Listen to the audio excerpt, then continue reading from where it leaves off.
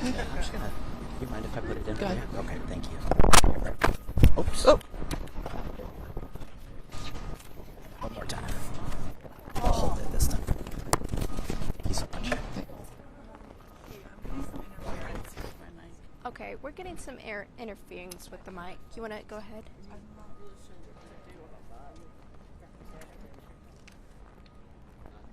Just 1 second. We're having some mic issues. I don't know. I wouldn't even. Is it better if she takes the phone out of the pocket? Check mine. 2, 1, 2, 3. 1, 2, 3. 1, 2, 1, 2, 3. No, still can't hear. Okay, I'm just gonna give mine off. Okay, we're gonna give you this mic. We're gonna go ahead and give you this mic instead.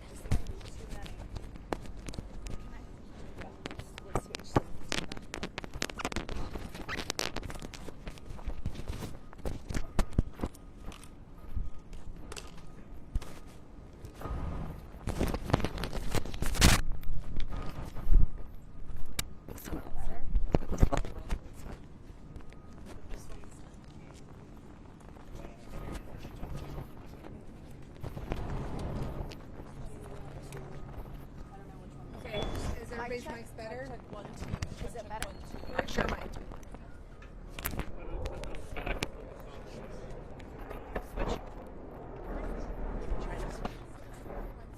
Yes, absolutely. Just let me know. Do you want me to turn mine off? No, I didn't. No. Do you want me to switch it? We need to switch it. Okay. I can't hear her. I thought you said. And we gotta switch this one too. You're on this side. I think ours will be 2. No, it should have That one? covered. Okay. No. Check the back on this side. And number 2.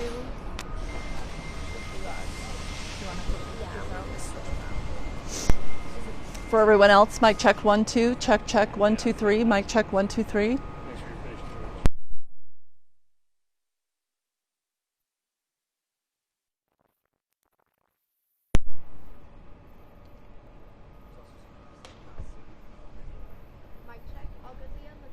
Mic check 1, 2. Check, check 1, 2, 3. Mic check 1, 2. Check, check 1, 2, 3. Good. Thank you so much. Shara, could I have you hold that for me? Thanks.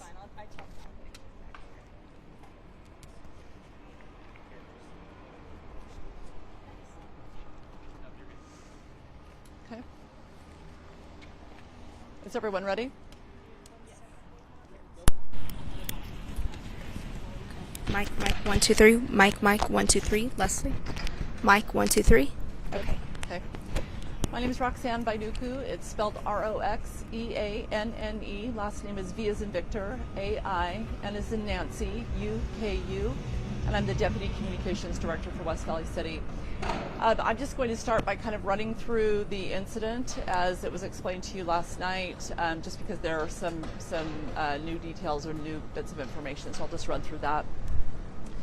Last night at about 9:15, that was the last day of our WestFest celebration, and it was starting to wind down. The WestFest Carnival actually was intended to close at 11 p.m. last night, and this was at about 9:15. On the north end of the carnival, near the main entrance, a 16-year-old male produced a handgun and began firing east toward an 18-year-old male. That 18-year-old male was hit multiple times.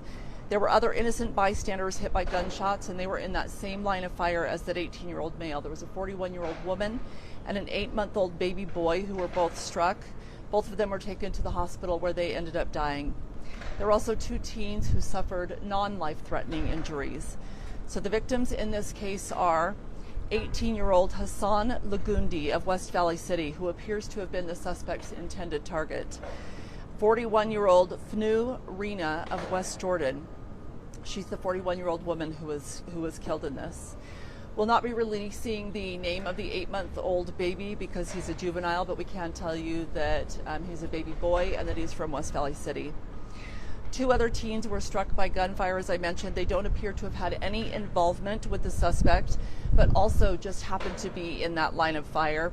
These teens, a 17-year-old female and a 15-year-old male, were both hit in their arms. They've been treated at hospitals and released. When these shootings occurred, 2 West Valley City police officers who were nearby engaged the suspect. It appears that one officer fired a single round to the south toward where the suspect was headed, and there was a large stationary backdrop behind him. That round did not hit the suspect, but officers did converge on him and took him into custody within seconds of this incident happening. We're still trying to piece together exactly how the incident started. Many officers witnessed some aspect of this shooting, but we've not been able to talk to the 2 officers who actually engaged the suspect, and I want to explain why that is. An officer firing this suspect is an officer-involved critical incident, and when something like this occurs, it's investigated by an outside agency as part of the Salt Lake County Critical Incident Protocol. This protocol was established, of course, to ensure impartiality in these types of investigations. A team led by the Salt Lake City Police Department is conducting the investigation into the officer-involved critical incident portion of this incident. And as such, we are not privy to the involved officers' statements. So we have not talked to either of our officers who actually engaged the suspect. In short, then, there are simply details that we will not know until the investigation is complete. Now, that again is to preserve the integrity of the investigation and to provide an impartial investigation. So we're not investigating our own officer-involved critical incident. That's being done by a protocol team led by Salt Lake City.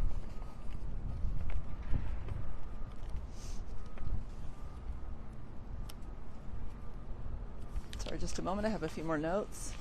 Okay, as for the suspect in this case, he is a 16-year-old male. We will not be releasing his name because he is a juvenile. He was interviewed and booked into the juvenile detention facility on 3 charges of homicide. We are working to understand more about his history, but what I can tell you at this point is that we have confirmed that he lived in West Valley City. I'll go ahead and turn some time over to you, and if you have some questions to follow. We don't know at this point. That's one of the things that we're looking at. From the information that we've been able to gather, it does look like this suspect was targeting this specific victim. When I'm addressing the 18-year-old, it does look like the suspect was targeting that particular victim in this case. What their connection is, we don't know yet. So that's something we're working on determining. So some of our initial reports were that there were 2 groups who were kind of having some sort of a verbal altercation. As we're working through our witness officer statements and some of the witness statements of people around, that isn't bearing out quite the same way that it did last night. So we're still working on determining that. We're talking about an extremely dynamic incident. Let's see, I have some of the numbers. Brown's Amusement told us they don't have an exact count on attendance, but they estimate the crowd at that hour was around 1,000 to 2,000 people. The carnival was preparing to close at 11 p.m. They'd started their shutdown process, so the numbers were dwindling a bit, but they are still estimating 1,000 to 2,000 people there. So we are working through a lot of witness statements, a lot of officers' statements, and we're not seeing as much information about 2 groups coming into a conflict, but more of the suspect specifically going after this one particular victim. No, the 41-year-old woman and the 8-month-old child are not related at all.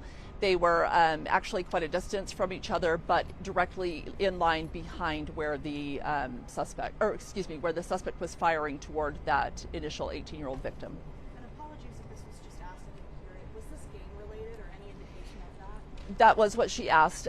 We are looking into that. We don't have answers to that at this point, but that is something, of course, that we're looking into. We're trying to understand better the history and the connections of the suspect. We're trying to understand how the suspect and that initial victim that he appeared to be targeting, how they might have been involved, or what conflicts might have existed there. But those just aren't answers that we have quite yet. Do you know if one person showed up looking for the other person there, the suspect and the victim, or did chance encounter? I don't know. Were there other people injured in the event? So there are the people who I described to you. We have the 3 who are deceased. We have the 2 teenagers, each who were shot in the arm. Last night we had a report of a pregnant woman who was trying to escape, who was hurt trying to climb a fence, not any kind of a significant injury. I mean, honestly, I'm sure if you started adding up all of the people who tried to flee, there were probably a number of people who maybe suffered some bumps and bruises trying to get out of there.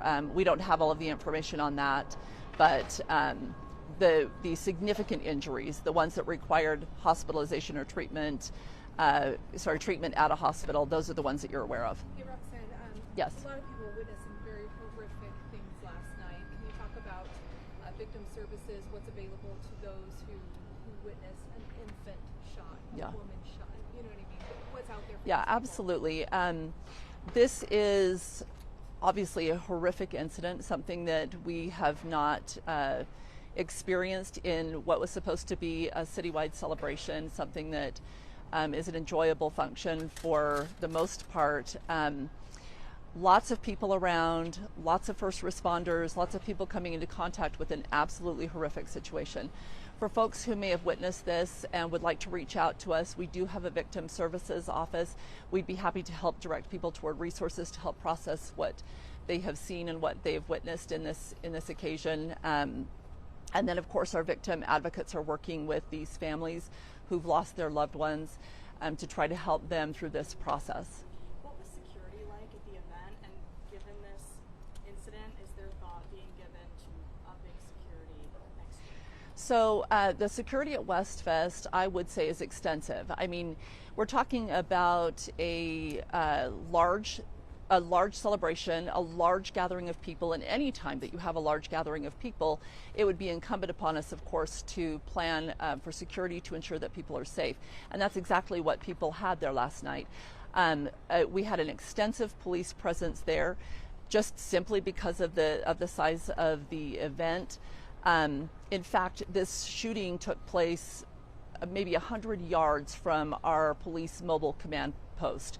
So I think it's fair to say that this was not about a lack of resources. This was not about a lack of police presence. This was about something entirely different. Do you have to go through like a metal detector? No, we don't have a metal detector outside of our community celebration.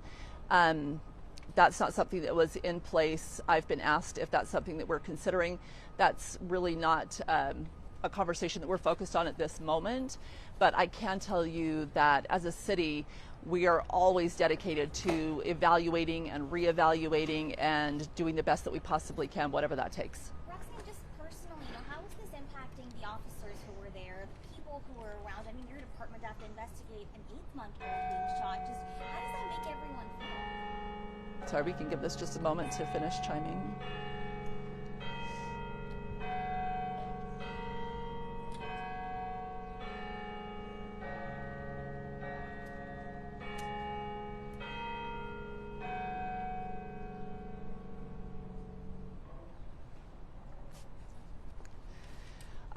So she asked how the officers are feeling. I've not had a chance to speak personally with many of the officers, but sorry, make sure that's finished chiming.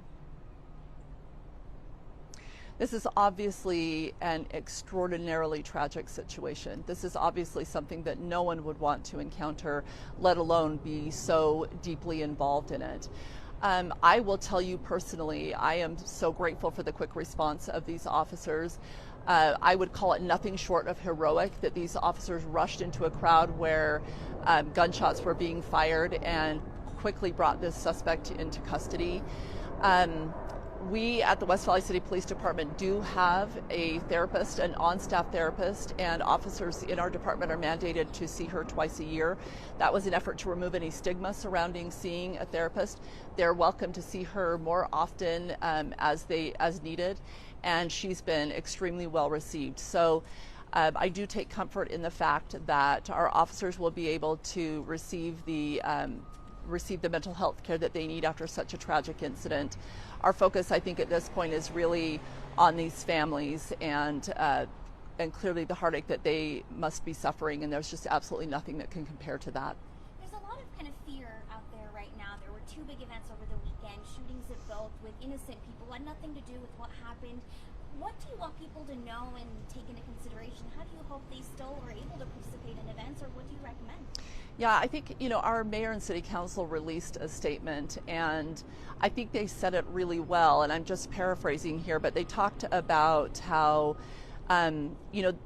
this is not our community. This is not our West Valley City.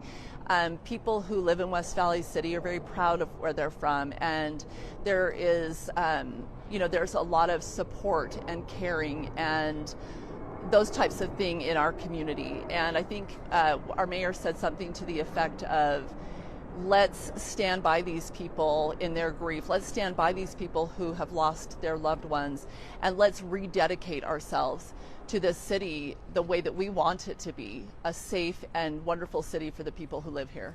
We've heard from people who were worried about WestFest in years past, and this kind of just adds to that. What do you want? Do you hope the city can do anything, or what can be done in the future to help prevent? So like I said, we are always evaluating best practices. We're always evaluating how to operate things more effectively, more efficiently, more safely. So certainly this will be something that we will look at. But, this is just this is an unfortunate and tragic incident. And I think I wouldn't want to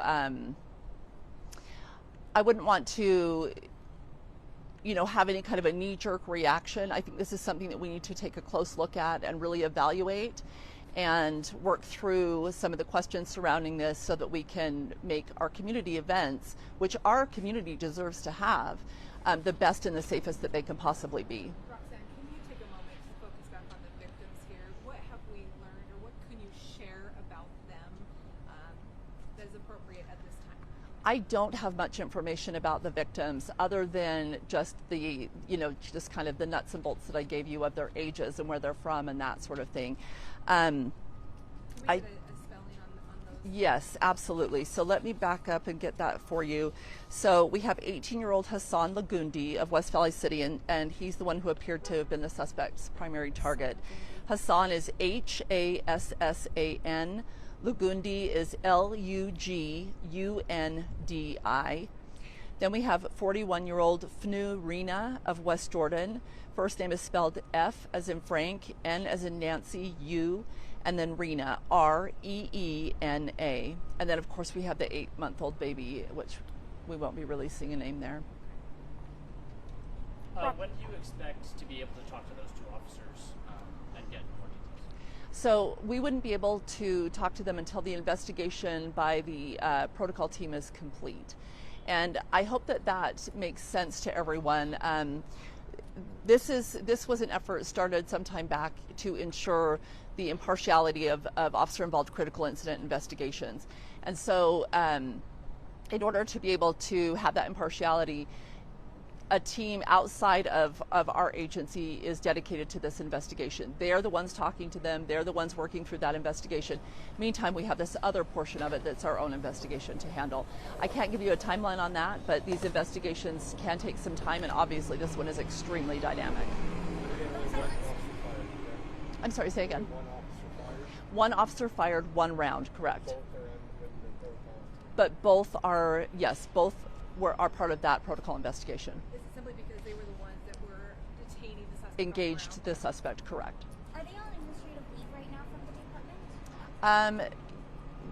I know that the officer who fired, I'm going to have to clarify that. The officer who fired would be on administrative leave. I'm not sure about the second one, although I suspect he would be, considering that he is part of the protocol investigation. I can find that out and let you know. If this one has additional videos, because there's a lot floating around right now, or statements they do want to provide, do you have a specific line that's been dedicated to this investigation? How do you want them to communicate? Yeah, so that's a great point.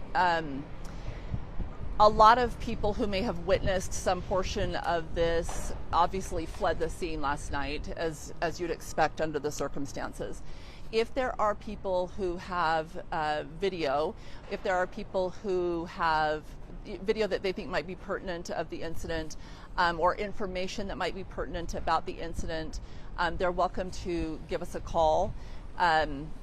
Probably the best way to reach out to us right now would be to reach out to us through our dispatch line, and then they can direct you the best route to go from there, or have someone call you back. The number for that is 801-840-4000.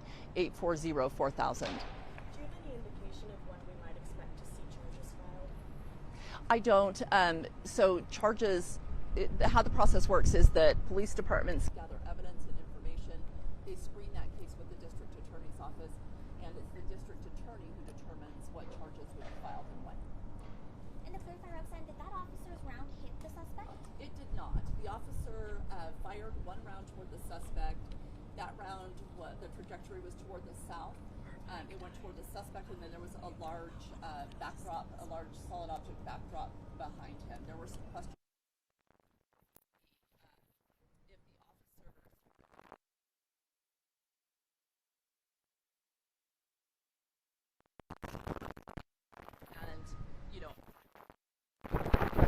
there is an enormous investigation underway, and all facts will be revealed as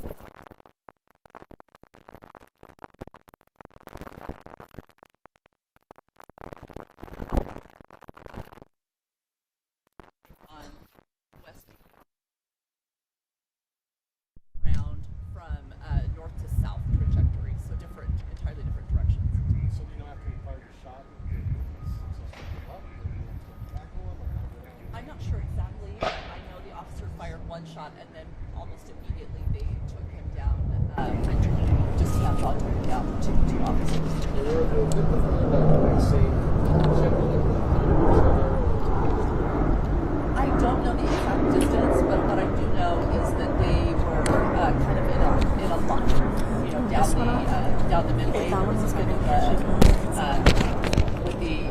with the initial victim being toward the front, and then the infant victim kind of next in that line, and then the 41-year-old woman kind of next in that line, but a distance separating them, and I'm not sure the exact positioning of the two teams. Do you know what sort of firearm this was? It's my understanding it was a handgun. And Roxanne, did the suspect have the handgun? Did the victim who he shot and killed, did he have any weapons on him? Not that I'm aware of. I don't know exactly what was recovered as far as after his body was removed from the site, but at this time I'm not aware of any weapons on the victim. How many shots did the suspect shoot? I don't know. That's something that will be part of that that full investigation. Do you know how many cops were just on scene at WestFest as the shooting was happening? Just from a security perspective? I don't have an exact number. I'm sure that's something that I could get for you. I can tell you that there are an extensive amount of resources devoted to WestFest, as you would expect, and literally the police command post was within line of sight where the shooting occurred. Okay, One last question, yes. Roxanne. Going forward, you had briefly mentioned this. This is a community event that you want to have and have community events for the community of West Valley. But going forward, how are you guys going to ensure that this doesn't happen again? What safety measures are going to go in place so this doesn't happen again? Yeah, and that's kind of what I was explaining. We're very early in this. Obviously, we don't want to just have some sort of knee-jerk reaction to this event, as horrific as it is. What I think we would like to do as a city is to take the time to fully process exactly what happened, look at all of the aspects that surround it, and make educated and wise decisions for our community. Thank you. All right, thank you for being here today. Please continue to follow Twitter, aka X, and I'll provide updates there. There's nothing that comes to mind that I anticipate being an update very soon. I'm double checking my notes.